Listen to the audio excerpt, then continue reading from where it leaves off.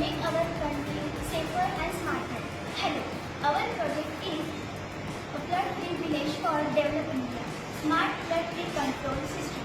In the monsoon, the river water bridges and houses living along the rivers are submerged in water. This causes great loss to the people. This is the big problem, especially in the village.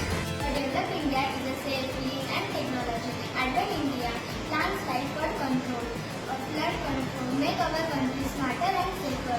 Therefore, only if city, village is safe, India will truly develop. Let's all work together to protect the environment and develop our India with a smart solution to future days of our developed India. We have to be together with smart technology, environmental protection and people safety. Our model is an example of this idea. And model solve this problem.